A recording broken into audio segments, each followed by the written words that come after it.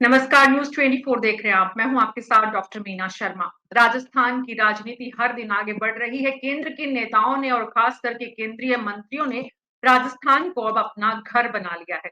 वहीं राजस्थान के मुख्यमंत्री निकल पड़े हैं एक बार फिर से जिलों के दौरों पर।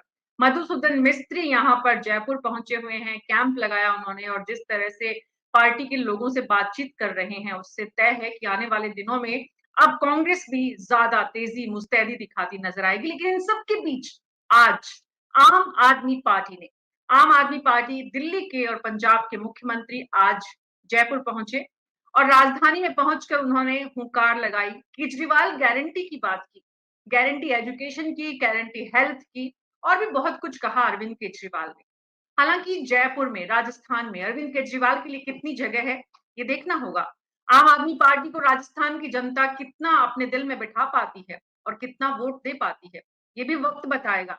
लेकिन बीजेपी की परिवर्तन यात्राओं को लेकर किस तरह की तस्वीरें दिख रही हैं और जिस तरह से मुख्यमंत्री पूर्व वसुंधरा राजे लगातार कहा जा रहा था कि उन्हें दरकिनार किया गया है, लेकिन सुर्खियों में बने रहना भी पूर्व मुख्यमंत्री वसुंधरा राजे को कैसे आता है, ये भी हम लगातार देख रहे हैं।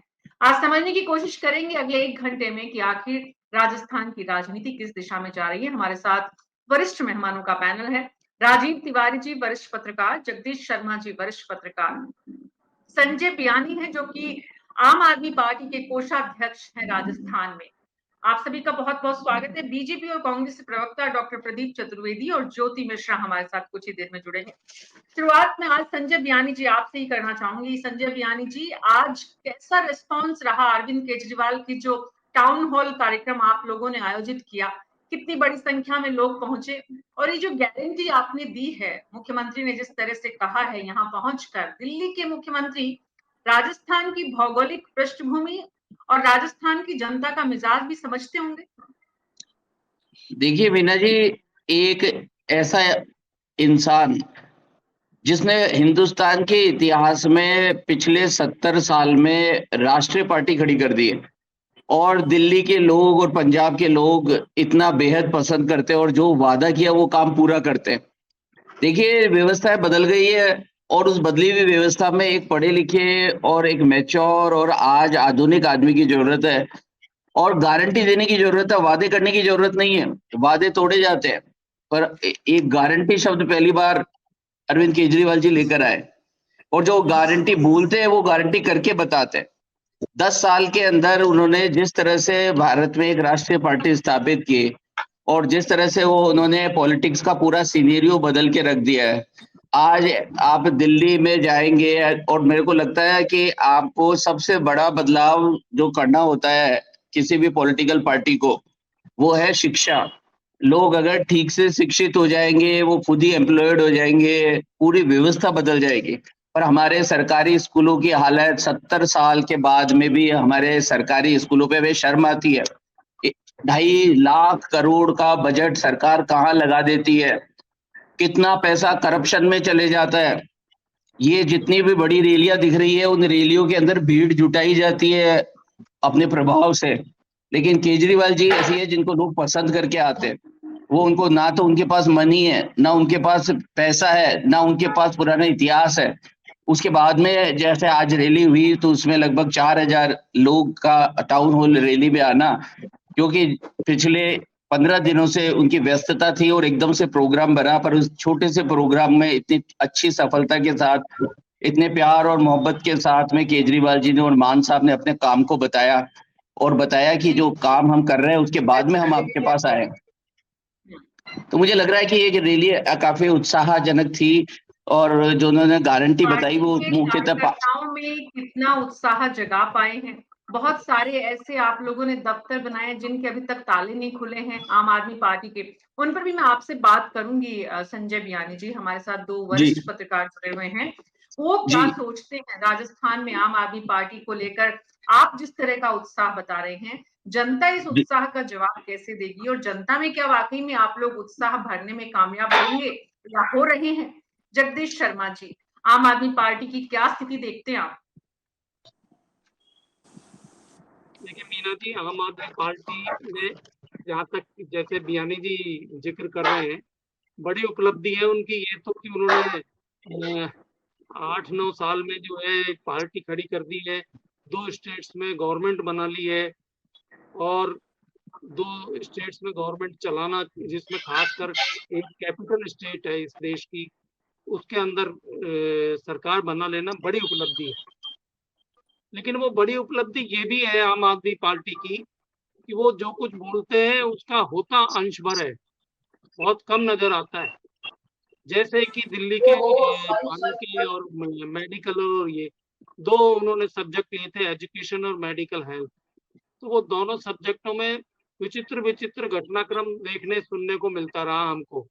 अभी बताया कि हमने नई-नई स्कूलें खड़ी कर दी हैं, बाद में पता चला एक भी स्कूल नई नहीं बनाई, केवल पुराने कमरों को पुताई करा कर नया कर दिया गया था। तो ये बड़ी विचित्र सी चीज़ें दिखाई देती हैं। दूसरी बात ये है कि इनकी छोटी-सी सरकार में, जो कि आधी-अधूरी मैं मानता हूँ, इस सरकार में जो है इतना करप्शन पहले ही पता चल गया कि 2 मिनिस्टरों को 1-1 साल से वो नहीं मिल रही है ज़मानत, ये हालत है। तो ये पार्टी देती तो है, नए-नए जगह पहुँचती है, लेकिन इसको जो है वोट काटू पार्टी कही गई है अभी तक, खासकर इन 2 स्टेट्स के छोड़कर। दोनों स्टेट में बहुत पहले से इसने एक्टिविटी शुरू कर दी थी और इनकी एक्टिविटी जो है वहाँ पहले से चल रही थी। बेहतर तरीके से इन्होंने चीज़ें प्रस्तुत की सामने। जैसे दिल्ली में पहला चुनाव लड़े, उसमें बहुमत नहीं आया, लेकिन अच्छी खासी सीटें इन्होंने जीत ली थी, 24 सीटें। दूसरे में ये इतने जीत गए कि सभी आश्चर्यचकित रह गए। कांग्रेस को बिल्कुल ही साफ कर दिया इन्होंने। इसी तरीके से पंजाब में हुआ, पहले चुनाव में सांसद चुने गए, उसके बाद कुछ विधायक चुने गए और तीसरी में सरकार ही बदल दी। सरकार भी इतनी बड़ी मेजॉरिटी के साथ बदली कि देखते रह गए लोग। और तीसरा ये है इनका उपलब्धि, अभी ये गुजरात भी गए, अभी मध्य प्रदेश पहुंच रहे हैं, राजस्थान भी आने की बात कर रहे हैं। तो मुझे एक चीज पे बड़ा विचित्र सा अनुभव होता है कि एक तरफ तो है इंडिया अलायंस बना हुआ है, जिसमें कि आम आदमी पार्टी भी शामिल है, कांग्रेस भी है और बहुत सारे दल हैं उसमें। उसमें अभी तक ये तय नहीं है कि किस स्टेट में कौन सी पार्टी लड़ेगी या कितनी सीटों पे लड़ेगी, क्या होगा। दिल्ली और पंजाब के बारे में ही नहीं है, जो इनकी अपनी स्टेट है, ये तय ही नहीं है कुछ भी। तो ये राजस्थान आकर या मध्य प्रदेश जाकर या तेलंगाना पहुंचकर क्या आश्वस्त कर रहे हैं, अभी तो कुछ स्पष्ट ही नहीं है चीजें। ये एक पार्टी की हालत है। पार्टी की स्थिति जो है संजय बियानी जी, आपके नजरिए से, पार्टी के नजरिए से और राजनीतिक विश्लेषकों की नजर से, और जो दिन भर नजर लगाए रहते हैं कि प्रदेश के हर चप्पे चप्पे पर क्या कुछ हो रहा है, उन लोगों के नजरिए से बहुत बड़ा फर्क होता है। राजीव तिवारी जी, आम आदमी पार्टी सपना देख रही है, राजस्थान के लोगों को सपना दिखा भी रही है, लेकिन दिल्ली और राजस्थान, पंजाब और राजस्थान में बहुत बड़ा फर्क है। देखिए, जहाँ तक राजस्थान की बात हो रही है, तो पिछले चुनाव में भी आम आदमी पार्टी ने बहुत सारे उम्मीदवार खड़े किए थे और मेरे ख्याल में सभी की जमानत जब्त हुई थी। तो जो सबसे बड़ी कमजोरी आम आदमी पार्टी की इस समय, राजस्थान कहने चाहे मध्य प्रदेश, छत्तीसगढ़ या हरियाणा, संगठन के रूप में इनका कहीं कोई बहुत बड़ा प्रभाव नहीं है। संगठन बहुत कमजोर है। कितनी बार राजस्थान में पूरे संगठन में बदलाव हो चुका है। तो जब तक आप संगठन मजबूत नहीं करेंगे किसी प्रदेश के अंदर, तब तक आप उसमें चुनाव लड़ने की बात सोच भी नहीं सकते हैं। सोचेंगे आप लड़ेंगे तो उसमें हार निश्चित है। हार ही निश्चित नहीं है, वो जमानत जब्त वाला जो है वही होता है फिर। तो आम आदमी पार्टी को पहले चाहिए था सिर्फ गारंटी योजना, या हम दिल्ली में क्या कर रहे हैं, पंजाब में क्या कर रहे हैं, उससे जब तक आप यहाँ के आम आदमी से जुड़ेंगे नहीं, उनके पास तक अपनी योजनाओं को लेकर नहीं जाएंगे, आपका जब तक सबसे निचले स्तर पर संगठन जो है वो मजबूत नहीं होगा, तब तक आप किसी से क्या उम्मीद कर सकते हैं। तो आम आदमी पार्टी तो जो यहाँ पे आई है, चाहे से वो आज केजरीवाल जी और पंजाब के मुख्यमंत्री दोनों यहाँ आए थे और दोनों ने यहाँ पे बहुत सारी बातें करी कि हम ये 6 चीजों की गारंटी दे गए, शिक्षा भी देंगे, मुफ्त चिकित्सा देंगे, बिजली मुफ्त देंगे, भ्रष्टाचार मुक्त कर देंगे, तो आप अभी देखिए पंजाब में भी आप पूरी तरीके से भ्रष्टाचार मुक्त नहीं हो पाए हैं, दिल्ली में भ्रष्टाचार से आपने मुक्ति नहीं दिला पाई है, आपके 2-2 मंत्री भ्रष्टाचार के मामले में एक-एक साल से जेल में बंद हैं और उनको जमानत तक नहीं हो रही। अगर आपको ये लगता है कि वो निर्दोष हैं, तो सुप्रीम कोर्ट है, कानून है इस देश में, आप वहां पे सबूत पेश कीजिए कि ये थोड़ी है कि कोई भी एजेंसी या कोई भी पुलिस किसी को पकड़कर 1 साल तक बिला वजह रख देगी अंदर। आपके पास कुछ ना कुछ तो सबूत होने चाहिए ना, अगर वो निर्दोष हैं तो आपको वो सबूत है वो कोर्ट में पेश करने चाहिए। तो पार्टी की एक जो कमजोरी बनती जा रही है, वो सबसे बड़ी बात यही है कि हवा में बातें करना। और वही हश्र देखिए आप, पिछली बार हरियाणा में भी आम आदमी पार्टी का हुआ, मध्य प्रदेश में हुआ, जरूर है गुजरात में कुछ सीटें मिली, गुजरात में मिली, गोवा में भी 1-2 सीट मिली। एक सवाल और भी है, एक बात और भी है राजीव तिवारी जी, कि अगर 2-2 मंत्री जेल में हैं तो मंत्री अगर अपने हैं तो व्यवस्था को, आसपास को, सरकार को, मुखिया को, मुख्यमंत्री को मालूम नहीं हो, ये भी थोड़ा सा समझ से परे है, समझ में नहीं आता। यानी कि व्यवस्था बदलने की बात, जिस वादे के साथ आप आए, आप खुद भी उसी व्यवस्था का हिस्सा बन गए। हालांकि दिल्ली में आप लोग अपने काम की जो बात करें और दिल्ली की जनता ने जो दोबारा तिबारा भी सर पे बैठाया है, उसकी जो समझ है, उसकी जो इक्वेशन है, वो और राजस्थान की इक्वेशन में जमीन आसमान का फर्क है। हमारे साथ ज्योति मिश्रा, प्रवक्ता बीजेपी की, जुड़ी हुई है। पिछले 3 दिन में राजनाथ सिंह, अमित शाह और जेपी नड्डा, कल जो है वो अमित शाह भी आ चुके हैं, नितिन गडकरी भी आने की तैयारी कर रहे हैं। इतनी बड़ी बड़ी परिवर्तन यात्राएं और इतने बड़े लोगों को, केंद्र की पूरी सरकार राजस्थान पर आकर टिक गई है। वाकई में ज्योति मिश्रा जी, इतनी ज्यादा घबराहट है बीजेपी में कि पूरा केंद्र सब कुछ छोड़कर और राजस्थान पर केंद्रित हो गया है।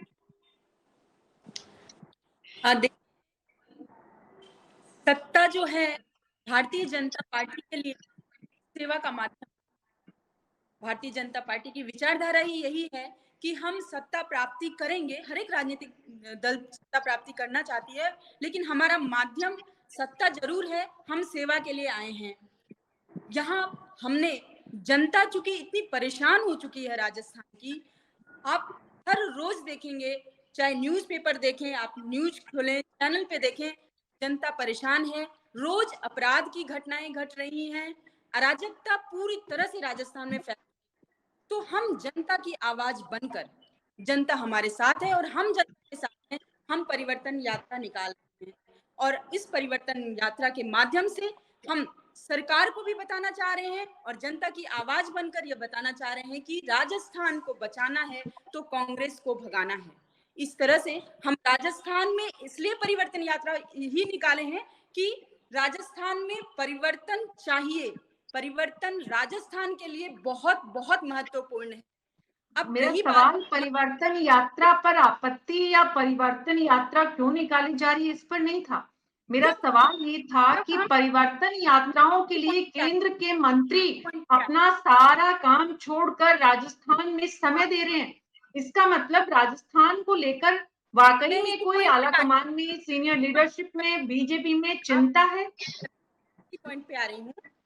अब जब रही बात की इस परिवर्तन यात्रा के दौरान हमारे बड़े लीडर्स आ रहे हैं, तो बड़े लीडर्स तो आएंगे, नेतृत्व करके इतने बड़े लीडर्स आ रहे हैं हमारे बीच और कोई काम करके आ रहे हैं। हमारे नेता सिर्फ राजस्थान में, ये नहीं कि राजस्थान में चुनाव है इसलिए ही आ रहे हैं, बल्कि हमारे नेतागण पूरे राष्ट्र में घूमते जाते हैं, कार्यकर्ताओं का मनोबल करते हैं। केंद्र सरकार ने जो योजनाएं बनाई हैं उसका लाभ मैदान तक व्यक्ति को मिल रहा है, नहीं मिल रहा है, इसका भी जायजा लेते हैं।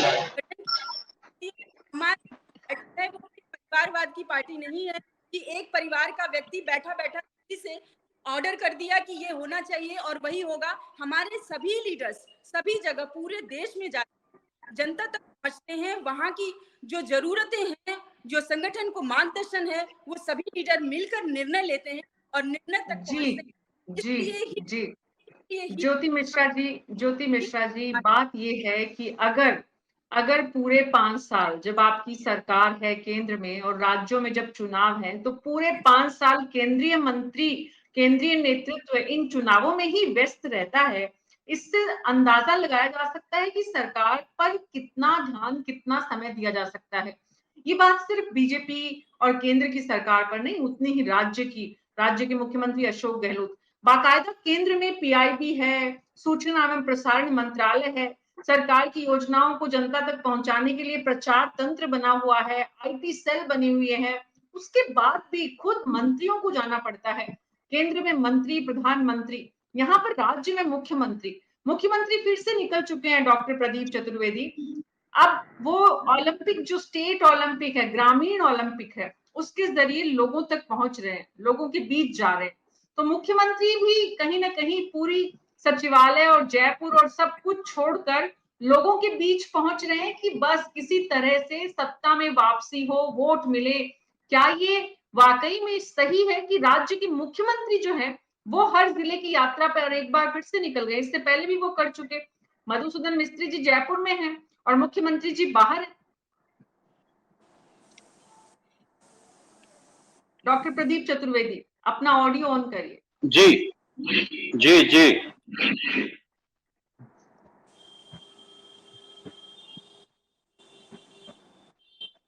आपका सवाल दोहराएं कृपया। डॉक्टर साहब, मेरा सवाल ये था कि मुख्यमंत्री एक बार फिर से जिलों के दौरे पर निकल गए हैं सत्ता वापसी के लिए, जो उनका एक बार मिशन रिपीट है उसमें। देखिए मीना जी, जहां तक राजस्थान के चुनावों की बात है, मुख्यमंत्री जी ये दौरे पहले भी कर चुके हैं और उन्होंने दौरे सभी एडवांस में कर पूरे जिलों में दौरा कर लिया था।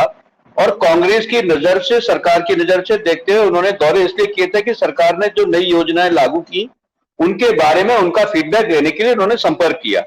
उन्होंने मंत्रियों को भी जिलों को प्रभारी बनाया था, उनका फीडबैक भी आया, लेकिन वो शायद उससे संतुष्ट नहीं थे और उन्होंने व्यक्तिगत तौर पर अपने मुख्यमंत्री की हैसियत से अपने अधिकारों का इस्तेमाल करते हुए अपनी योजनाओं को उन्होंने जांचा परखा, लोगों से चर्चा की और उन्होंने लगभग सभी जिलों में यात्रा कर अपनी वो मिशन पूरा किया, जिसके तहत जहां उनको लगा कि उनके कार्यक्रम अधूरे हैं या लोगों तक नहीं पहुंच पा रहे हैं, क्योंकि उनका हर समारोह में उनके हर व्याख्यान में उल्लेख था कि सरकार जितना काम कर रही है उसका प्रचार प्रसार लोगों तक नहीं पहुंच पा रहा है, तो उसका भी उन्होंने एक मापदंड स्थापित किया और उसके अनुसार उन्होंने फिर अपनी योजना परिवर्तित कर उसको भी सकारात्मक रूप से पेश करने की कोशिश की।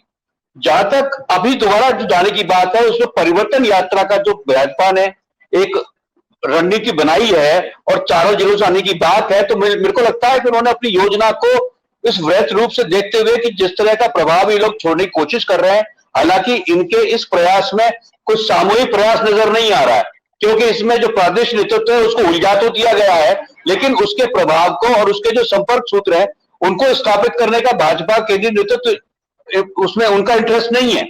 उन्होंने अपने केंद्रीय नेताओं को भेजकर वही राष्ट्रीय बातों को करना, राष्ट्रीय मुद्दों की बात करना, लेकिन जिन मुद्दों को लेकर राष्ट्रीय सरकार बनी उसकी चर्चा वो नहीं करते हैं। वो धार्मिक बात करते हैं, उन्माद की बात करते हैं, राजस्थान में अपराध की बात करते हैं, मुख्यमंत्री को जादूगर कहते हैं।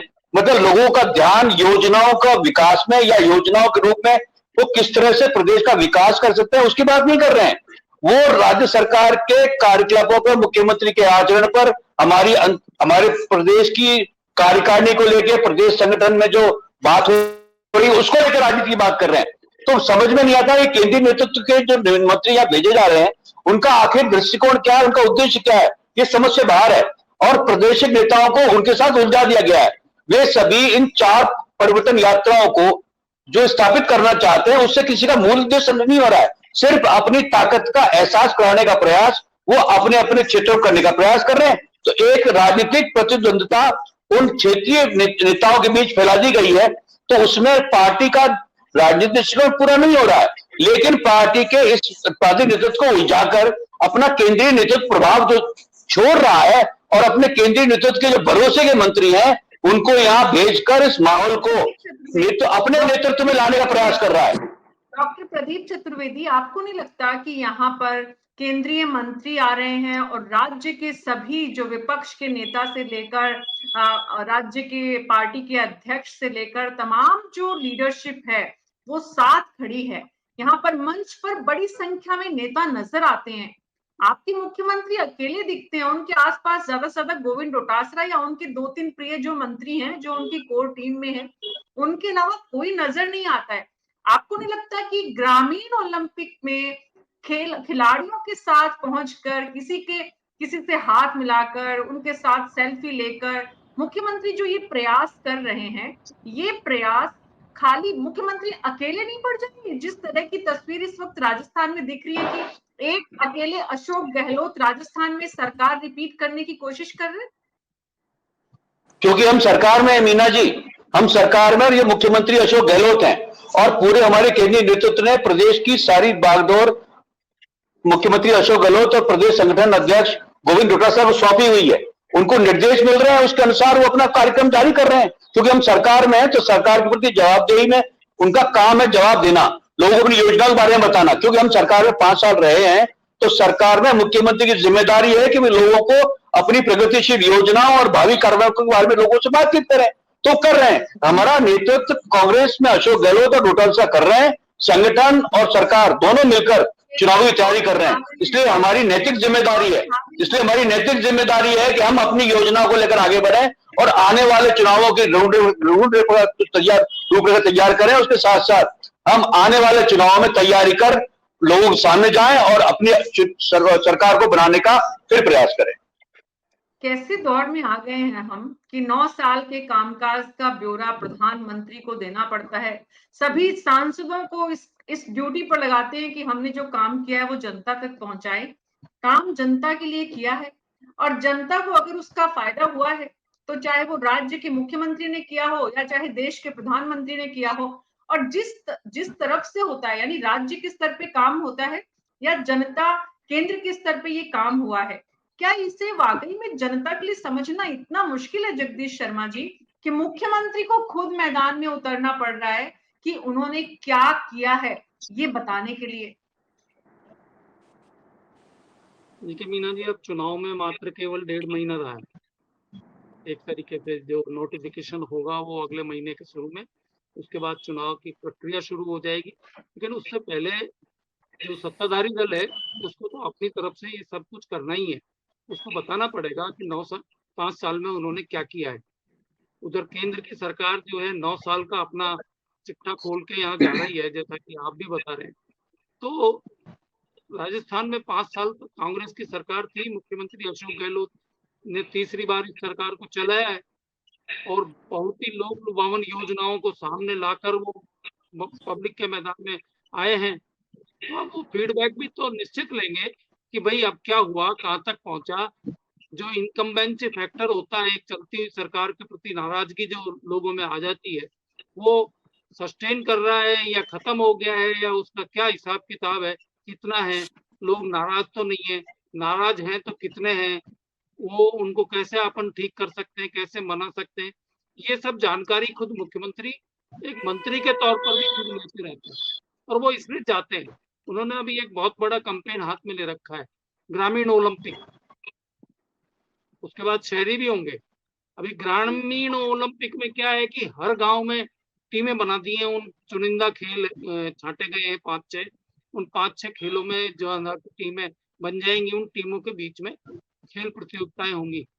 तो मैं इसको एक सकारात्मक पहल इसलिए कहता हूँ कि जो गांव वाले दिन भर अपने घर में बैठे बैठे बोर होते थे, हाथ पैर नहीं चलते थे, उनको सक्रिय किया है, उनको एक अच्छे कॉज की तरफ बढ़ाया है, आकर्षित किया है, उनको खेल कूद की प्रैक्टिस करने लगे हैं, वो हाथ पैर चलने लगे और एक सकारात्मक माहौल समाज के बीच में भी बनता है।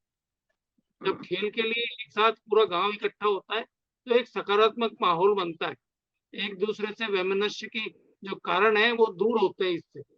तो ऐसी सूरत में अगर मुख्यमंत्री गांव गांव घूमे तो मैं समझता हूँ ये तो अच्छी बात है। चाहे चुनाव में क्या नतीजा निकलेगा वो तो बात की बात है, लेकिन अगर वो गांव गांव घूम रहे तो अच्छी बात है, मेरी मान्यता ये।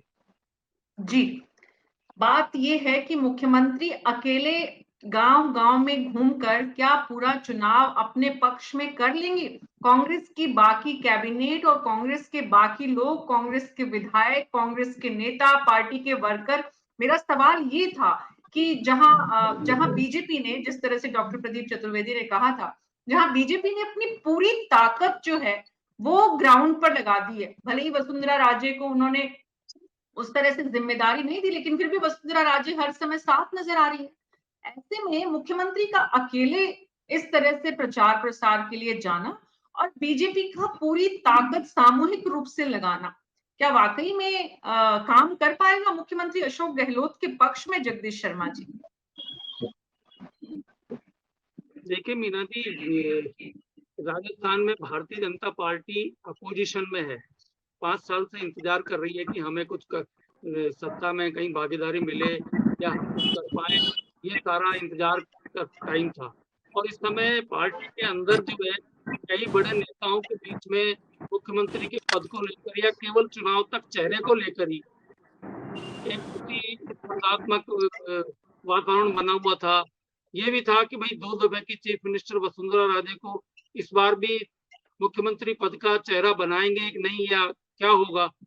ऐसे में कई सारी पॉलिटिक्स चली है, आपको ध्यान है, हमने यहाँ इन सारी बातों को खूब डिस्कस किया है। तो अगर सारे नेता इकट्ठे होकर रोजाना एक बढ़े तो ये यात्राएं जो इनकी बहुत ही महत्वाकांक्षी योजना है कि यात्रा निकालेंगे, 200 कॉन्स्टिट्यूंसीज में हम दौरा लगाएंगे उस यात्रा के माध्यम से, तो ये अच्छी बात है। चुनाव के टाइम पर ऐसी यात्राएं होती है तो किसी पॉलिटिकल पार्टी को इसका लाभ ही मिलेगा।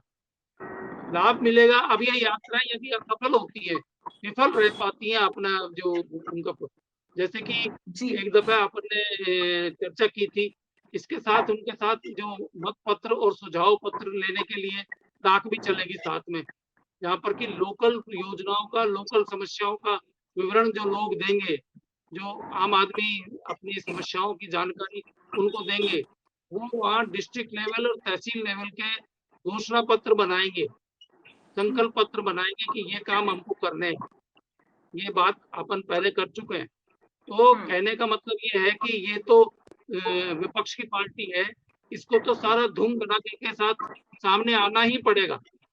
एक एक बड़े नेता को एक एक दिन में लाकर इन्होंने 4 बड़ी यात्राएं निकालने का जो कार्यक्रम घोषित किया, उसमें से 3 हो गई हैं। आज राजनाथ सिंह जी ने जो है वो रामदेवरा से ये यात्रा को रवाना कर रहे हैं, और कल जो है नितिन गडकरी गंगानगर से चौथी यात्रा को रवाना करेंगे।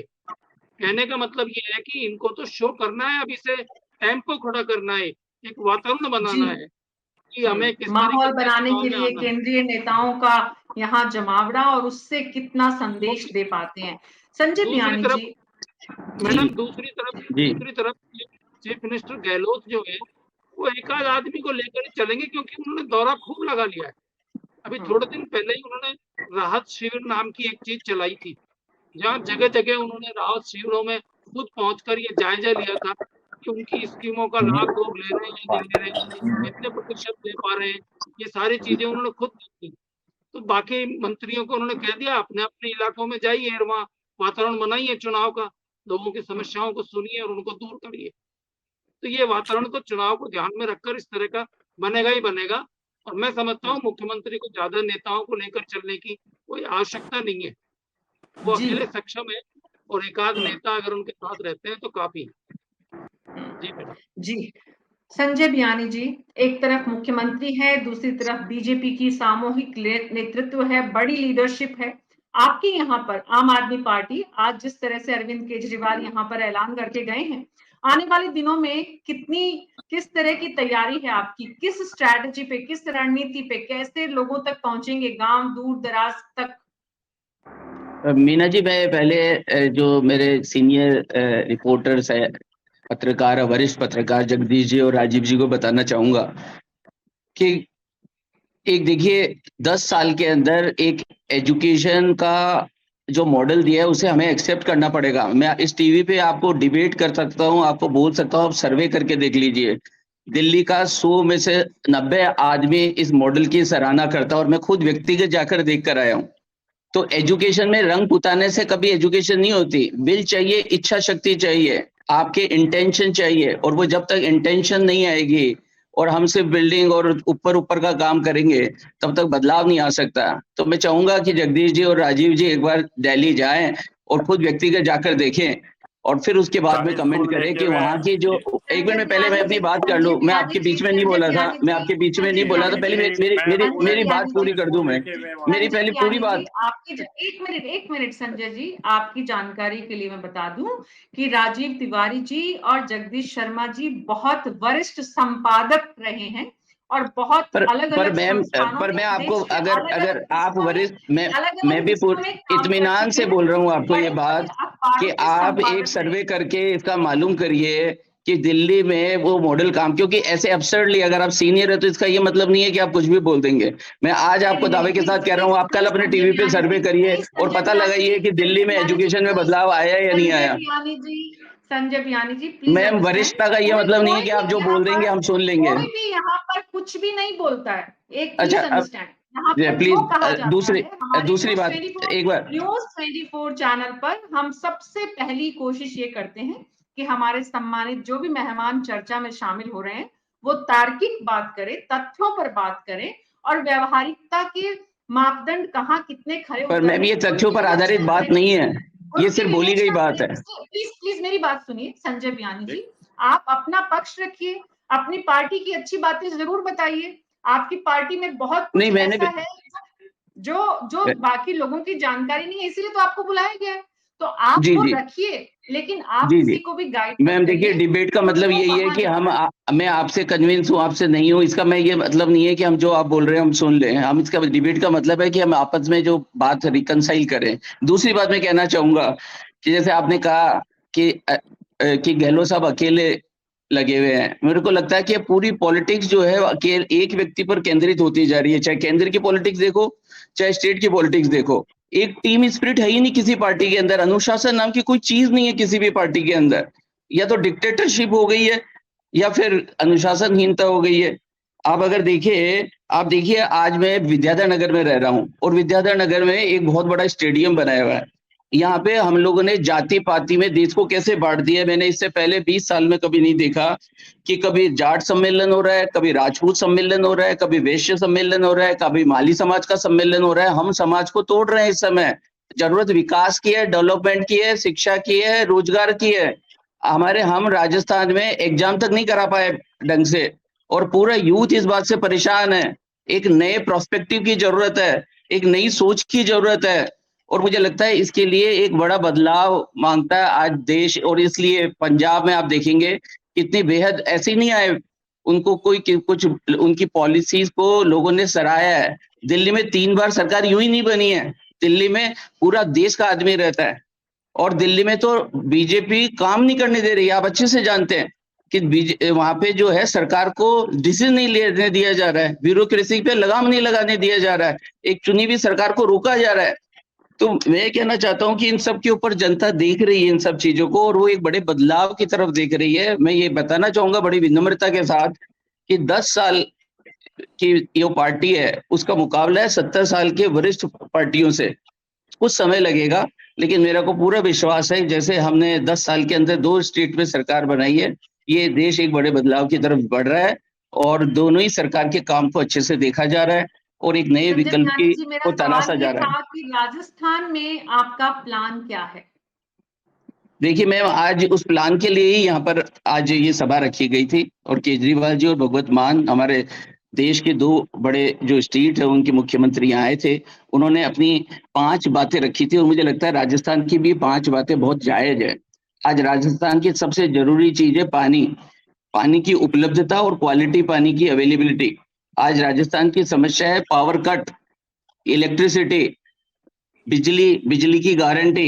एक आम आदमी को बिजली सुलभ हो जाना, बिजली की चोरी और चीजें रुकना और बिजली के प्रोडक्शन को ठीक होना, शिक्षा की गारंटी, स्वास्थ्य की गारंटी, भ्रष्टाचार मुक्त राजस्थान की गारंटी और महिलाओं के लिए गारंटी। आज महिलाओं का जो स्टेटस है इस पीढ़ी में बताइए उस स्टेटस का कहाँ, अगर आप देखें चाहे केंद्र सरकार हो या राजस्थान सरकार हो, महिलाओं का ग्रेस आप खुद फील करिए। वो ग्रेसपूर्ण काम हुआ, उन्हें रोजगार दिया गया, वो इंडिपेंडेंट बनी। तो अभी महिला सशक्तिकरण में तो इतना काम होना बाकी है। आधी आबादी को हम अभी तक प्रॉपर काम नहीं दे पाए मैम। ये जो परेशानियां हैं राजस्थान की, अगर हम वैसे तो पानी भी देश के हर हिस्से की ऑलमोस्ट समस्या है, लेकिन फिर भी तो ये पूरे देश की समस्या है। राजस्थान के संदर्भ में, राजस्थान के जनमानस के संदर्भ में, राजस्थान की भौगोलिक दृष्टि के लिहाज से पार्टी का प्लान क्या है? ये सवाल मैं आपसे पूछूंगी अगर अगले जब मेरी चर्चा के उसमें आऊंगी मैं। लेकिन अभी राजीव तिवारी जी आम आदमी पार्टी 5 गारंटीज की बात कर रही है। आप छह सामूहिक गारंटी बयानी जी नेतृत्व ने की कम बताइए। आज जी 6 गारंटी जी दी है उन्होंने। जी जी तो राजीव तिवारी जी सवाल ये है कि एक तरफ 6 गारंटी आम आदमी पार्टी दे रही है, मुख्य गारंटीज की लंबी लिस्ट दे चुके हैं और अब देश के प्रधानमंत्री ने भी गारंटी शब्द का इस्तेमाल कर ही लिया है। जनता राजस्थान की किस तरफ जाएगी, कैसे तय कर पाएगी आने वाले दिनों में? ये तस्वीर जैसे जैसे आगे बढ़ेगी समझ में आएगा। लेकिन इस वक्त के जो हालात हैं, इस वक्त की जो तस्वीर देख रहे हैं आप, इस वक्त राजस्थान के मुख्यमंत्री अकेले सब पर भारी पड़ते नजर आ रहे? देखिए, जहां तक अभी योजनाओं की बात है तो उससे तो लगता है कि गहलोत साहब ने सबको परेशान कर रखा है, सभी राजनीतिक दलों को। चाहे से आज आप राजनाथ सिंह जी को आज भाषण देते हुए मैंने सुना, तो ये पहला, मैं कई बार उनके भाषण सुन चुका हूं, सामने भी सुन चुका हूं और उनसे खुद निजी मुलाकातें भी मेरी हो चुकी है, लेकिन आज पहली बार उन्होंने लिखित भाषण पढ़ा। तो ये एक चीज देखने में आती है कि उनको ये कहां से लिखकर मिला पूरा भाषण। और जिस तरीके से वसुंधरा जी के लिए घोषणा हुई थी कि गंगापुर सिटी मतलब सवाई माधोपुर से जो त्रिनेत्र गणेश जी से जो परिवर्तन यात्रा शुरू होगी वो उनके नेतृत्व में शुरू होगी, लेकिन आप देखिए न्यूज चैनल्स पे और जो मीडिया है, दूसरी प्रिंट मीडिया है, उसमें उनके फोटो बहुत पीछे होके और जो बयान भी हैं तो वो दूसरे नेताओं के ज्यादा हैं। तो जब उनके नेतृत्व में वो 50 सीटों की, जहां पर कि माना जाता है कि वसुंधरा राजे का बहुत अच्छा प्रभाव है उस क्षेत्र में, तो वहां से उस यात्रा से उनको हटा के आप पोखरण ले जा रहे हो, उनको आप वहां बणेश्वर ले जा रहे हो और उनको फिर गोगामेड़ी ले जाओगे, तो उतनी देर में तो आपकी 15-20 सीटें निकल जाएंगी, वहां से यात्रा निकल चुकी होगी। तो ये सारी चीजें पार्टी को सोचनी चाहिए, देखनी चाहिए कि भाई हम अगर परिवर्तन यात्रा किसी के नेतृत्व में निकालने की घोषणा कर चुके हैं तो कम से कम उस परिवर्तन यात्रा में वो चेहरा तो दिखाई दे। आप राष्ट्रीय नेताओं के साथ, अमित शाह जी के साथ मंच शेयर करा रहे हैं, सब करा रहे हैं, लेकिन जिस क्षेत्र में उनका प्रभाव है, हालांकि पूरे राजस्थान की वो लोकप्रिय नेता रही हैं और अभी भी हैं। बीजेपी में मैं आज भी मानता हूं कि अगर प्रदेश में सबसे कोई लोकप्रिय नेता बीजेपी में है तो वो वसुंधरा राजे सिंधिया है। तो इन चीजों को पार्टी को देखना पड़ेगा और तभी जाके। लेकिन वसुंधरा राजे का राजीव तिवारी जी, वसुंधरा राजे का हर परिवर्तन यात्रा जो अलग अलग रथ अलग अलग जगह से रवाना हो रहे हैं, सब जगह पहुंचना, क्या ये स्थापित उनकी तरफ से करना है कि वो किसी एक यात्रा तक सीमित नहीं है? भाई वो उनका पहुंचना, वो कोई अपने मन से नहीं पहुंच रही है, वहां पे पार्टी नेतृत्व कह रहा है जब जाके वो पहुंच रही है। आज मेरे को अगर कोई कहेगा, आप कहेंगे कि आप हमारी डिबेट में आइए तभी तो मैं आऊंगा, मैं अपने आप से थोड़ी जुड़ जाऊंगा उसमें। तो ये चीज देखने, जब आप पहले घोषित कर चुके हैं कि ये सवाई माधोपुर वाली यात्रा का नेतृत्व वसुंधरा जी करेंगी, सारी मीडिया में सब जगह ये बात आ चुकी है, आपके प्रेस नोट में आ चुकी है, सब जगह आ चुकी है, उसके बाद फिर इस तरीके की बात का क्या मतलब निकलता है? यानी आप उनको डाइवर्ट कर रहे हैं चीजों से। जी, एक बात और भी है राजीव तिवारी, ऐसे ही कांग्रेस की मैं बता रहा हूं कि जैसे गहलोत साहब अलग अलग यात्राओं पे अकेले जा रहे हैं या डोटासरा साहब को साथ ले जा रहे हैं, तो क्या उनको शांति धारीवाल पे विश्वास नहीं है, उनको सचिन पायलट पे विश्वास नहीं है, उनको और दूसरे सीनियर लीडर्स पे विश्वास नहीं है? तो उनको तो उनके जो प्रभावित के क्षेत्र हैं उनमें तो कम से कम भेजें कि भाई आप वहां जाकर लीजिए फीडबैक और हमको दीजिए। खुद का जाना सब जगह पर क्या ये जरूरी है? आप पहले ही अभी 2-3 बार पूरे प्रदेश का दौरा कर चुके हैं, तो इस समय तो आपकी सबसे बड़ी जरूरत है कि आप बैठकर स्ट्रेटेजी बनाएं, आप रणनीति तय करें, आप लोगों को गाइड करें और उनसे जो फीडबैक आ रहा है उसको लेकर चीजों को तैयार करें। बनिस्पत आप खुद बीच में सब जगह जाके घूमेंगे तो आपको तो फिर वो है ना कि आप अगर गंगानगर गए तो भरतपुर का मिस हो जाएगा, भरतपुर गए तो फिर आपका भीलवाड़ा का मिस हो जाएगा। तो ये सारी चीजें हैं, उनको इस चीज को देखना चाहिए, दूसरों पर भी विश्वास करके और उन पर उनके फीडबैक को भी, क्योंकि अगर आपको सम्मिलित रूप से चुनाव लड़ना है, एक संगठन के रूप में, एक पार्टी के रूप में चुनाव लड़ना है, तो दूसरे नेताओं को भी आपको तवज्जो देनी पड़ेगी, तभी जाकर चुनाव में सफलता हासिल होती है। जी, डॉक्टर प्रदीप चतुर्वेदी, यही बात मैं बियानी जी को भी बतलाना चाहता हूं कि आम आदमी पार्टी को भी यहाँ अगर कुछ सफलता हासिल करनी है तो पहले यहाँ के संगठन को मजबूत करना होगा। आज आपके पास प्रदेश अध्यक्ष के लिए कोई राजस्थान का चेहरा नहीं है। सब कोटा से प्रदेश उम्मीद कर, कहाँ से, दिल्ली से है वो विधायक? नहीं, आपको ये भी मालूम नहीं है राजीव जी, कोटा से है जो हमारे प्रदेश अध्यक्ष है। जो नए बनाए आपने, उससे पहले आपके दिल्ली गए थे मिश्रा जी। नहीं तो अभी तो हम तो आज की बात कर रहे हैं, लगभग अब काफी समय हो गया नवीन पालीवाल जी को काम करते हुए यहाँ पे पिछले 5 साल में राजस्थान के अंदर।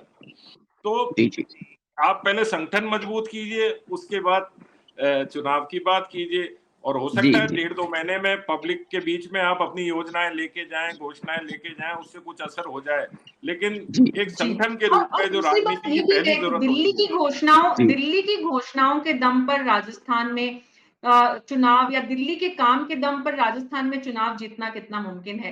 एक बात और राजीव तिवारी जी जो आपने कही और बहुत अहम है कि राजनाथ सिंह जैसे व्यक्ति को भी, जैसे राजनेता को भी आज भाषण देखकर पढ़ना पड़ रहा है। ये सिर्फ राजनाथ सिंह ने नहीं किया है राजीव तिवारी जी, कल और परसों की तस्वीरें देखी, खुद वसुंधरा राजे राजस्थान में किए हुए काम को उनको देखकर बोलना पड़ रहा है।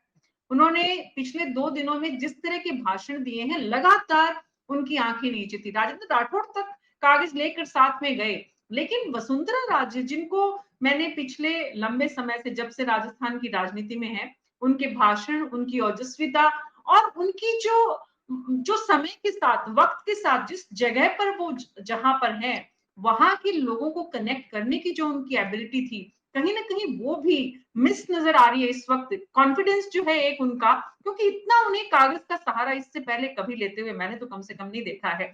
आप लोग जरूर देख रहे होंगे कल की और परसों की जो जिस तरह की तस्वीरें थी। डॉक्टर प्रदीप चतुर्वेदी, मैं आपके पास आ रही हूँ, उसके बाद ज्योति मिश्रा आपके पास में आएंगे। डॉक्टर प्रदीप चतुर्वेदी, राजीव तिवारी जी जिस बात की तरफ इशारा कर रहे हैं, यह पूरा प्रदेश और प्रदेश क्यों कांग्रेस पार्टी के लोग भी कहीं ना कहीं इस बात की चर्चा बहुत स्तर पर करते हैं, बहुत बड़े स्तर पर करते हैं। पार्टी के भीतर भी आपके आसपास के प्रवक्ताओं की जो सूची है उसमें भी बहुत सारे लोगों से हमारी बात होती है, और कोई बहुत अच्छे नोट पर, बहुत संतुष्टिजनक कांग्रेस वर्कर, कांग्रेस जो पार्टी का, संगठन का जो पूरी टीम है, वो कोई बहुत संतुष्ट नहीं नजर आती है जब हम बातचीत करते हैं, भले ही आप इसे स्क्रीन पर स्वीकार करें या नहीं। तो ये जो मुख्यमंत्री का अकेला चलो का जो इस वक्त जो एक तरह का माहौल बना हुआ है, क्या पार्टी के दूसरे लोगों पर मुख्यमंत्री को भरोसा नहीं है, या क्या उन लोगों की तरफ से इस तरह की बात नहीं कही जा रही है? पूरा चुनाव अकेले मुख्यमंत्री निकाल पाएंगे?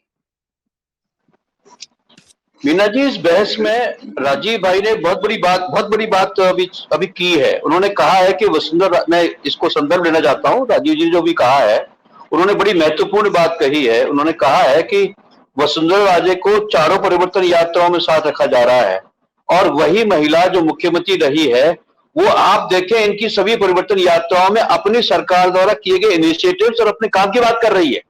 वो जो दावा कर रही थी कि उनको नेता घोषित किया जाए, उनको मुख्यमंत्री घोषित किया जाए, वो उन्हीं दावों को पुख्ता करने के लिए अपनी जो पूर्व सरकार की उपलब्धियां हैं उन्हें गिना रही है, और केंद्रीय नेतृत्व भी उनका इस्तेमाल कर रहा है। और देखिए कि केंद्रीय नेतृत्व मानते हुए अपनी लोकप्रियता है, उनकी अपनी सरकार की लोकप्रियता है, तो उसके बावजूद भी वो उन मीटिंग्स में उन बातों को रख रही हैं कि उन्हें, उनकी जो प्रायोरिटी थी ईआरसीपी के लिए, निश्चित तौर पर उन्होंने कहा कि मैंने वो योजना लागू की। ये बात सही है, उन्होंने लागू की, मुख्यमंत्री जी ने उस योजना को आगे किया है, लेकिन इसकी सूत्रधार वसुंधरा राजे थी, और वसुंधरा राजे हर मीटिंग में, हर जगह ये कह रही है कि उनकी की हुई योजनाओं को केंद्र सरकार अगर लागू करती तो आज ये दिन देखना नहीं पड़ता। जहां तक आपने मुझसे पूछा, मैं आपसे एक बात कहना चाहता हूं, प्रदेश कांग्रेस और संगठन और मुख्यमंत्री की बात को लेकर, तो देखिए प्रदेश संगठन और सरकार एक साथ मिलकर प्रदेश की सभी राजनीतिक और सरकारी योजनाओं को संचालन संयुक्त रूप से कर रहे हैं। और पूरी यात्राओं में चुनाव के समय अशोक गहलोत जी ने संगठन मुखिया गोविंद साथ रखा है। और मैं आपको बताना चाहता हूं कि इससे पहले उन्होंने अपनी सरकारी योजनाओं के क्रियान्वयन में खामियों को ढूंढने की कोशिश की, और अब की जो उनकी यात्रा हो रही है वो अकेले इसलिए कर रहे हैं कि वो जहां जा रहे हैं वहां उन सभी संबंधित क्षेत्र के विधायकों से उनकी, चूंकि उन्होंने दावेदारी की है, उम्मीदवारी की अगले चुनावों में, तो वो उनसे किए गए कार्यों के बारे में उनसे जवाब सवाल कर रहे हैं। उन्होंने ये जो अब की बार जो उन्होंने यात्रा का जो उद्देश्य रखा है, उन्होंने उन सभी क्षेत्रीय विधायकों से जाकर अपने कार्यक्रम के अनुसार, वो कार्यक्रम तो ग्रामीण खेल कर रहे हैं, लेकिन वो उन विधायकों से उनके लेखा जोखा कर रहे हैं, उनसे सवाल जवाब कर रहे हैं कि आपने जो दावा किया है उस दावे में कितने प्रतिशत वो सफल है और कितने दावों में उन्होंने काम किया है। तो मैं आपको बताना चाहता हूं कि वो अब उस प्रक्रिया का अंग है जिसमें वो उम्मीदवारों की जांच परख कर रहे हैं, नए लोगों से बात भी करना चाह रहे हैं, और जो विधायक हैं और जो पुनः टिकट मांग रहे हैं उससे उनके काम का लेखा जोखा भी वो ग्राउंड पर तहकीकात कर रहे हैं। इसलिए उनकी यात्रा बहुत अहम है, और उम्मीदवारों के चयन में वो स्पष्ट रूप से उन क्षेत्रीय विधायकों जो आज वर्तमान विधायक हैं उनकी बिल्कुल अकाउंटेबिलिटी फिक्स करेंगे, और आने वाले समय में चुनाव होगा तो मैं बता देता हूं आपको कि मुख्यमंत्री जी इस मामले में अपनी अहम भूमिका निभाएंगे, और जिन्होंने कांग्रेस सरकार में काम किया है उनको टिकट दिलाएंगे। इसीलिए वो पहले भी कर रहे हैं कि पूर्व विधायक को टिकट दी जाए, उन्हीं को दिए जाए जिन्होंने काम किया है, जिन्होंने काम नहीं किया उन पर यह वज्रपात होगा। और मुख्यमंत्री जी का इस बार की जो यात्रा है उसमें उनका अंतिम उद्देश्य यही है कि कांग्रेस का उम्मीदवार मजबूत हो, सशक्त हो और संवेदनशील हो। शुक्रिया डॉक्टर प्रदीप चतुर्वेदी, आपने बहुत ईमानदार जवाब दिया। ये तो मान लिया आपने कि यहाँ एक तरफ मधुसूदन मिस्त्री और गौरव गोगोई जिस तरह से यहाँ पर फीडबैक ले रहे हैं, पार्टी के उन लोगों से मिल रहे हैं जो आवेदन कर रहे हैं, और वहीं दूसरी तरफ मुख्यमंत्री उन लोगों से मिल रहे हैं जिन्होंने अपना कैंडिडेचर दिया है। उनमें से उनके जो मौजूदा विधायक हैं वो कितना काम कर चुके हैं, वो खुद मुख्यमंत्री वहां जाकर इस बात की अभी से तफ्तीश कर रहे हैं, भले ही कहा ही जा रहा हो कि वो ग्रामीण ओलंपिक में खिलाड़ियों से मिलने और जायजा लेने के लिए जा रहे हैं। ईमानदारी से आपने स्वीकार किया डॉक्टर प्रदीप चतुर्वेदी। सवाल ये है जगदीश शर्मा जी कि मधुसूदन मिस्त्री और अशोक गहलोत को लेकर बहुत सारी बातें गुजरात चुनाव से लेकर आज तक होती रही हैं, तो राजस्थान कांग्रेस के भीतर भी एक तरफ मधुसूदन मिस्त्री और गोगोई है और दूसरी तरफ अशोक गहलोत है, तीसरी तरफ सचिन पायलट है। तो मतलब आने वाले दिनों में ये जो, अगर मुख्यमंत्री जयपुर में है तो जब मधुसूदन मिस्त्री जयपुर में है तो मुख्यमंत्री दौरे पर निकल रहे हैं, मुख्यमंत्री को जब इन दिनों दिल्ली बुलाया गया था तो उनका स्वास्थ्य ठीक नहीं था। तो ये जो तस्वीर दिख रही है कांग्रेस पार्टी के भीतर की, ये भी बता रही है जनता को ये तस्वीर कितनी समझ में आती है और चुनाव पर इस तस्वीर का कितना असर किस रूप में पड़ेगा। मीना जी, ऐसा है, अब चुनाव बिल्कुल मुहाने आ गए हैं। अब बहुत कम, मैं पहले भी ये बात बोला हूँ कि चुनाव में अब वक्त नहीं बचा है और सबको भागा दौड़ी करके इनके हाथ में जो जो भी काम है वो सारे करने ही है। मधुसूदन मिस्त्री जी दिल्ली के ऑब्जर्वर में यहाँ भेजे गए हैं, वो आ गए और वो यहाँ ऑब्जर्वेशन लेंगे जो जो काम उनको करना है। यानी कि जो चुनाव से संबंधित बाकी लीडर्स यहाँ पर पहले से जो केंद्रीय पर्यवेक्षक कई तरीके के यहाँ पर कांग्रेस पार्टी की तरफ से आए हुए हैं, ऑब्जर्व कर रहे हैं सारी चीजों को, मधुसूदन मिस्त्री जी उन सबको समेट कर और समअप करेंगे, उनको सबको परिणाम लेंगे। इसके लिए मुख्यमंत्री जी ने ये उचित समझा कि वो यहाँ किस काम में रुके हैं, उससे बेहतर ये होगा कि वो जाकर फील्ड में एक बड़ा आयोजन जिसमें कि पब्लिक का इन्वॉल्वमेंट बड़े स्तर पे होने जा रहा है, उसका उद्घाटन करके आए, उसका आगाज करके आए, कुछ नेताओं से मिले, कुछ नौजवानों से मिले, वो वहाँ करने के लिए निकल पड़े। और साथ ही प्रदीप जी जैसा दावा कर रहे हैं कि वो हालात का जो है जायजा लेने गए हैं कि विधायकों ने क्या काम किया है। तो मुझे ये समझ में नहीं आता कि 4.5 पौने 5 साल तक मुख्यमंत्री जी क्या देख रहे थे। अगर उनको ये जानकारी नहीं है कि किस विधायक के क्षेत्र में क्या हुआ है, क्योंकि सारा पैसा किसी भी परियोजना कार्यक्रम जो है उनका सारा सैंक्शन उन्हीं के यहाँ से हुआ है, वो अब जायजा क्या लेने गए हैं? मेरे समझ में ये बात आई नहीं है कि अब जब चुनाव होने वाले हैं तब किस चीज का जायजा लेंगे वो, तो जायजा ले लेंगे तो क्या हो जाएगा। तो मेरा कहने का मतलब है कि नेताओं के सामने अब इस समय बहुत ही हेक्टिक शेड्यूल हो गया है।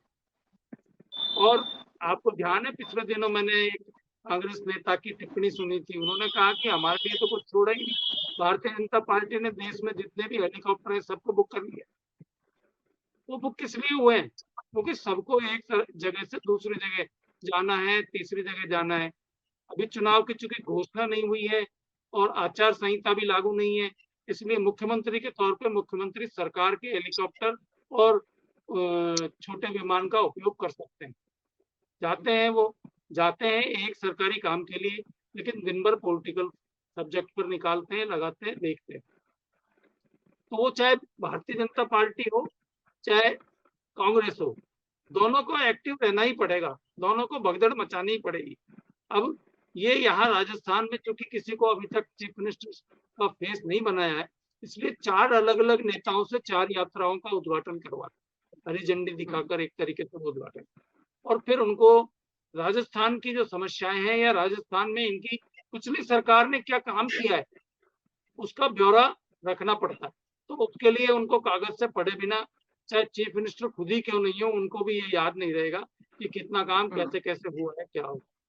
तो ये इस तरीके से चल रहा है, मेरा ख्याल ये है।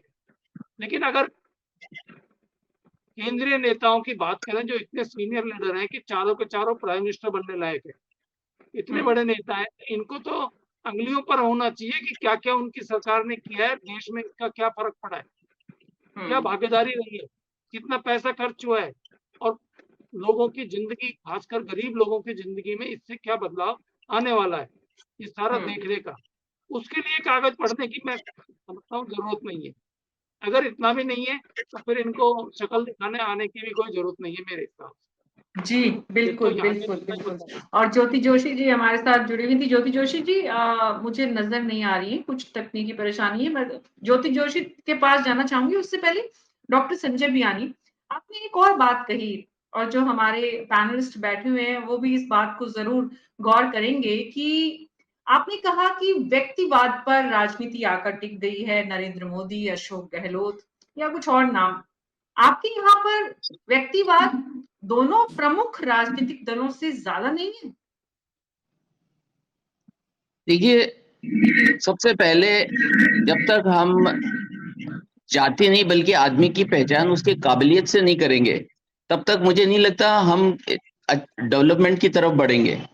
आज देखिए, मैं एक आपको बहुत इम्पोर्टेंट इश्यू बता रहा हूँ। आज से 20 साल पहले, 30 साल पहले इतना बजट साइज नहीं होता था, इतनी जीएसटी और इतना बड़ा टैक्स कलेक्शन नहीं होता था।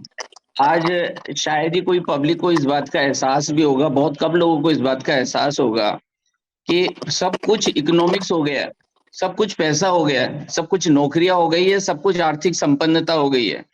हमारे प्रदेश का लगभग 1 साल का बजट जो शिक्षा पे, रोजगार पे, विकास पे खर्च होता है, उसका अमाउंट है लगभग 2.5 लाख करोड़ रुपए। इतने बड़े अमाउंट को खर्च करने के लिए एक इकोनॉमिक माइंड की जरूरत है। और हमारे जो नेता है अरविंद केजरीवाल जी, वो कमिश्नर रहे इनकम टैक्स में, और उन्हें पैसा कैसे आएगा और पैसा कैसे खर्च करना है, क्योंकि इसका मैनेजमेंट बहुत बड़ा मैनेजमेंट होता है। किसी भी कंपनी में फाइनेंशियल कंट्रोलर एक बहुत बड़ी पोस्ट होती है, और आज स्टेट का मेन काम इकोनॉमिक डेवलपमेंट हो गया है। जेल में है, उसके बाद भी उनके 2 मंत्री जेल में हैं। मैम, राहुल गांधी जी भी जेल में जा सकते थे। ये तो डेमोक्रेसी की हत्या हो रही है, और हर आदमी इसको महसूस कर रहा है कि आज जिसकी लाठी उसकी भैंस जैसी स्थिति में हमारा देश आ गया है। तो ऐसा नहीं कहिए आप। आज जब तक अभी तक कोई आरोप लगे नहीं है, सिर्फ तथ्यों के आधार पर और कुछ गलत इंटेंशन के कारण उन्हें अंदर रखा गया है, तो समय बताएगा। भगत सिंह को भी फांसी की सजा हुई थी।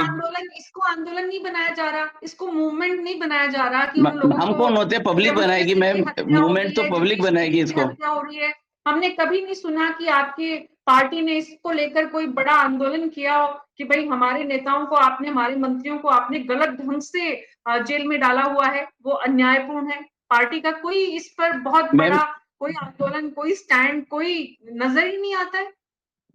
मैम अब इसका तो पब्लिक, हमें इलेक्शन पे ही वेट करना पड़ेगा कि पब्लिक उसे कैसे रिस्पॉन्ड कर रही है। मुझे लग रहा है पब्लिक सब देख रही है और पब्लिक जान रही है, पहचान रही है, समझ रही है कि क्या सही हो रहा है और कितना डेमोक्रेसी हमारा सही चल रहा है और कितना गलत होने वाला है, गलत हो रहा है, ये सब लोग हम पहचान रहे हैं। बहुत सारी चीजें हैं। सबसे बड़ा मुद्दा बनाया था जिस पब्लिक के बीच में जाकर, उस पब्लिक तक ये बात पहुंचाने में आज पार्टी सफल नहीं है संजय बियानी जी। मैम अब जो डेमोक्रेसी और जिसको सच बोल रहे हैं ना, आज की परिस्थिति में सच वो नहीं है जो 2 और 2 4 होता है। आज सच मैनिपुलेट हो गया है क्योंकि कोई चीज सही नहीं है। मुझे तो कोई एक ऐसा अफसर नहीं दिखता जिसको आप कह दो ये परफेक्ट है। मुझे कोई आज एक ऐसा नेता नहीं दिखता जिसको कह दो कि ये बिल्कुल 100% ट्रुथ है। तो ट्रुथ की परिभाषा वो नहीं है जो आप और हम कभी राम राज्य में क्या करते थे। आज चीजें बहुत कुछ चेंज हो गई है और हमारे को चीजों को ओवरऑल और टोटलिटी में समझना होगा। उसी चेंज के लिए तो आम आदमी पार्टी को लेकर आए थे। तो मैम सब्सटेंशियली सब राजधानी में, दिल्ली में मेरे ध्यान में ऐसे सैकड़ों लोग हैं, माफ कीजिएगा डॉक्टर संजय बियानी, जिन्होंने कांग्रेस के बहुत क्लोज लोग थे, लेकिन उन्होंने भी उस समय 2013 में आम आदमी पार्टी को वोट दिया, ये कहते हुए कि एक नई ऊर्जा, नई क्रांति, नई सोच, नई बात, इतना विश्वास किया था। लेकिन इसी कारण तो तीसरी बार आए मैम, इसी कारण तो तीसरी बार आए हम लोग और इतनी जबरदस्त मेजोरिटी से आए। इसी कारण ऐसे ही नहीं आए तीसरी बार, दूसरी बार चुनी गई सरकार, तीसरी बार सरकार चुनी गई। अरविंद केजरीवाल के अलावा होर्डिंग में कोई ज्यादा नजर नहीं आते हैं लोग। अरविंद केजरीवाल के अलावा पार्टी के पास कुछ है नहीं कहने को। मैम पूरा तो पूरा देश जानता है कि आज जो संसद के अंदर सबसे अच्छा जो बोल रहे हैं, संजय सिंह जी का भाषण सुनिए, चड्डा जी का भाषण सुनिए, अरविंद केजरीवाल जी को सुनिए। हमारे यहाँ तो प्रवक्ता इतने सीरीज में है और सब पढ़े लिखे हैं। राघव चड्डा सबसे कम उम्र के सांसद है और जब वो बोलते हैं तो पूरी संसद उसको सुनती है बहुत तरीके से। और उनको भी बाहर निकाला गया संसद से और ये तो पब्लिक देख रही है, पब्लिक जान रही है, पब्लिक पहचान रही है। और मैं बोल रहा हूँ कि आने वाले समय में वो बताएगी पब्लिक इसका जवाब। राजस्थान की पब्लिक आपको कितना समझ पाएगी, कितना जान पाएगी, कितना पहचान पाएगी, ये देखना होगा और इसके लिए आप कितना प्रयास करेंगे वो भी समझना होगा। और उसी के लिए आज आपको आमंत्रित किया गया था। डॉक्टर ज्योति जोशी जी, बीजेपी की परिवर्तन यात्राओं के लिए ये भी कहा जा रहा है कि अपेक्षित लोग वहां पर नहीं पहुंच रहे हैं, सच्चाई है ये? देखिए, सबसे पहले तो द्विवेदी जी का और हमारे जो केजरीवाल का समर्थन कर रहे हैं, केजरीवाल की पार्टी को जो बढ़ा चढ़ाकर बहुत प्रस्तुत कर रहे हैं, उनकी बातों का पहले जवाब देती हूँ। और मुझे बड़ी हंसी भी आ रही है और दुख भी हो रहा है कि हम एक ऐसे प्रदेश में रहते हैं जहाँ के मुख्यमंत्री बजट, और वो बजट पिछले साल का पड़ा। क्या मुख्यमंत्री जी के पास 5 मिनट भी टाइम नहीं था कि मुद्दे पर रहिए ना ज्योति जोशी जी, मुद्दे पर रहिए, वर्तमान में रहिए, अभी की बात करिए। परिवर्तन यात्राओं में बड़ी अस्पष्टता है। वसुंधरा राजे की स्थिति लगातार कभी कुछ तय कुछ और की जाती है, जमीन पे नजर कुछ और आती है और उसके बाद एक तस्वीर जो आ रही है ग्राउंड से कि परिवर्तन यात्राओं में लोगों का रिस्पॉन्स वैसा नहीं है जैसा इससे पहले था। आप मुझे भी अपनी बात रखने का मौका दें। जहां तक लेकिन अभी रहिए, आप बजट पर मत जाइए मुख्यमंत्री के। नहीं, मैं मुख्यमंत्री जी की तारीफ कर रही हूँ। मैं ऐसे प्रदेश में रहती हूँ जहां पर मुख्यमंत्री जी को वहां का बहुत महत्वपूर्ण बजट पेश करने से पहले 5 मिनट का समय नहीं था कि वो बजट पढ़ सके। दूसरी बात, मुख्यमंत्री जी उस पार्टी में हैं जहां की वो 5 साल खुद ही अंतर कलह में कि कौन मुख्यमंत्री खेलते रहे। पेपर में कभी भी न्यूज़पेपर में आकर देखेंगे आपको एक भी ऐसा नहीं लगेगा। आप खुद एक महिला हैं, आप बताइए क्या महिला सुरक्षा दे पा रही है सरकार? अभी कुछ दिन पहले भी फिर घटनाएं हुई, अभी भी घटनाएं हैं, कल घटनाएं देख लो, फिर वो आ रहे हैं कि निर्वासन करके एक महिला को घुमाया गया। क्या यह राजस्थान प्रदेश वही प्रदेश है? पटरी पर लाइए मीना जी, पटरी पर लाइए बहस को। मंत्री खुद बोलते हैं कि यह मर्दों का प्रदेश है। तो यह कैसा प्रदेश है, यहाँ इस प्रदेश की हालत मैं क्या है? समझती हूँ उनकी सीमा ज्योति मिश्रा जी की, डॉक्टर प्रदीप हमें चतुर्वेदी, इसलिए सीमाओं का सम्मान भी होना चाहिए। आप सबका बहुत बहुत शुक्रिया इस चर्चा में हमारे साथ शामिल होने के लिए। प्रवक्ताओं से अक्सर मेरी अपील रहती है, दोनों राजनीतिक और सभी राजनीतिक दलों के, कि प्लीज आप तैयारी के साथ, तथ्यों के साथ, जानकारी के साथ आएंगे तो बहस को तार्किक और सारगर्भित भी बना पाएंगे। न्यूज़ 24 पर लगातार हर दिन शाम 6 बजे हम आपसे मिलते हैं, राजस्थान की राजनीति के सभी रंगों से आपसे परिचित कराते हैं। आप अपना फीडबैक हमारे फेसबुक और यूट्यूब चैनल पर जरूर दें। आपके सुझाव, आपके सवाल पैनल से आप लाइव में भी पूछ सकते हैं। न्यूज़ 24 पर हमारे साथ बने रहने के लिए शुक्रिया।